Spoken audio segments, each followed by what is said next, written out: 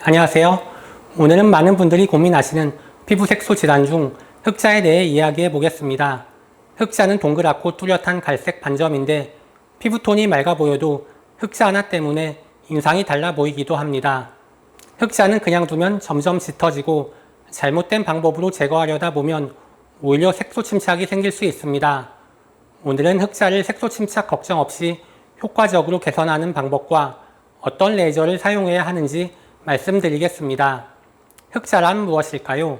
흑자는 표피 기저층에 있는 멜라닌 세포가 과도하게 늘어나면서 멜라닌 색소를 많이 만들어내 생기는 동그랗고 경계가 명확한 갈색의 반점입니다. 흑자는 왜 생길까요? 가장 큰 원인은 바로 자외선 노출입니다. 햇빛에 자주 노출되는 얼굴, 손등 같은 곳에 흔히 생깁니다. 자외선이 멜라닌 세포를 너무 활발하게 만들어서 색소가 침착되는 것입니다.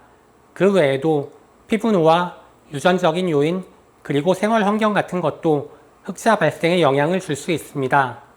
흑자의 종류로는 단순 흑자와 일광 흑자가 있습니다.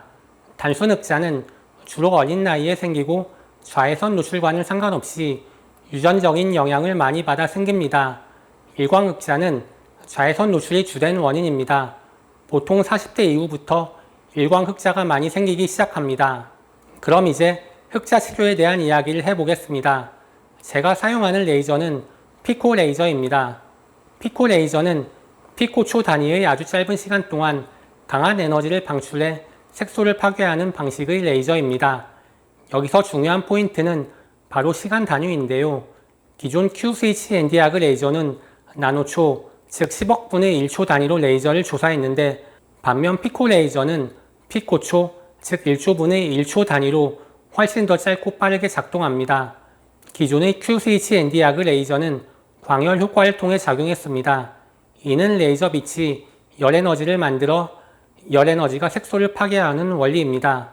반면 피코 레이저는 열 에너지 대신 광기계적 에너지로 작용하게 되는데요. 이 말은 극도로 짧은 시간에 고출력 에너지를 전달하기 때문에 열이 발생하기 전에 색소 입자에 물리적인 충격을 가해서 파괴합니다.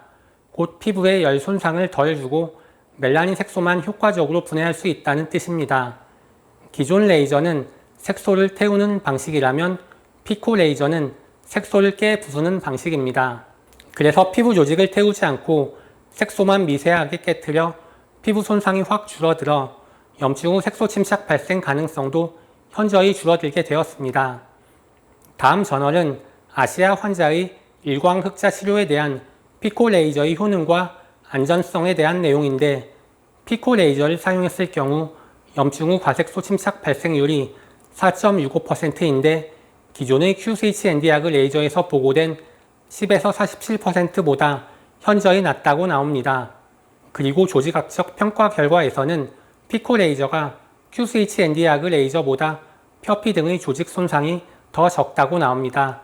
이 저널에서는 750피코세컨드 장비를 사용했는데 요즘은 거의 300피코세컨드 이하의 장비를 사용하니 요즘에는 4.65%보다 더 낮을 것입니다. 펄스 폭이라는 개념이 있는데 레이저를 조사하는 시간입니다. 피코 레이저가 Q-스위치 엔디아그 레이저보다 10에서 20배 정도 더 짧습니다. 피코 레이저가 1초 동안 레이저가 조사된다면 Q-스위치 엔디아그 레이저는 10에서 20초 동안 레이저가 조사된다는 뜻입니다.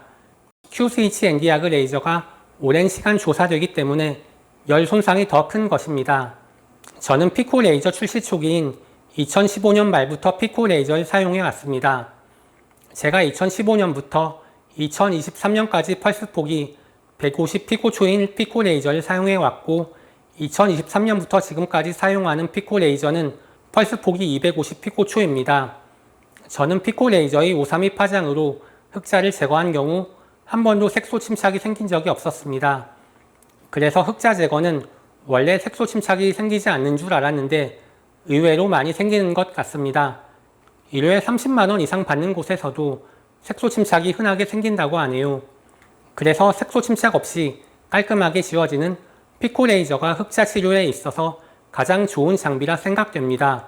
피코 레이저에 따라 펄스 폭이 750피코초도 있고 450피코초도 있고 300피코초도 있는데 300피코초 이하는 되어야 색소 침착 없이 안전하게 시술할 수 있다고 생각합니다.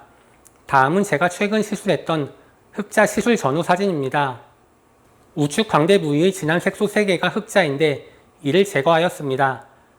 흑자는 토닝을 아무리 많이 해도 효과가 없고 532 파장으로 딱지가 앉을 정도로 강하게 쏴야 효과가 있습니다. 딱지가 앉을 정도로 강하게 쏘는 경우 색소 침착이 생기기 쉬운데 피코 레이저의 532 파장으로 아직까지 색소 침착이 생긴 적이 한 번도 없었습니다. 제 시술의 경과를 말씀드리면 레이저를 쏜 후 듀오덤을 3일 정도 붙이고 떼면 딱지가 남아있는데 딱지는 일주일이면 떨어집니다. 딱지가 떨어지면서 색소가 바로 빠집니다. QCH ND약을 레이저를 쏘는 병원에서는 듀오덤을 2주나 붙이고 있으라고 하는데 피코 레이저를 쏘면 2주나 붙일 필요는 없습니다. 피코 레이저는 QCH ND약 레이저보다 조직 손상이 훨씬 적고 딱지는 일주일이면 떨어지기 때문에 듀오덤을 보통 3일이나 길어야 일주일 정도 붙이면 됩니다. 흑자 때문에 컨실러를 두껍게 바르고 스트레스를 받으셨다면 이제는 피부의 부담을 최소화하면서 개선할 수 있는 피코 레이저 치료를 한번 고려해 보셔도 좋겠습니다. 단 개인마다 피부 타입이나 색소 상태가 다르기 때문에 무조건적인 시술보다는 정확한 진단과 상담을 통해 본인에게 맞는 치료 계획을 세우는 것이 중요합니다. 그럼 이번 영상 시청해 주셔서 감사합니다. 그럼 다음에 뵙겠습니다.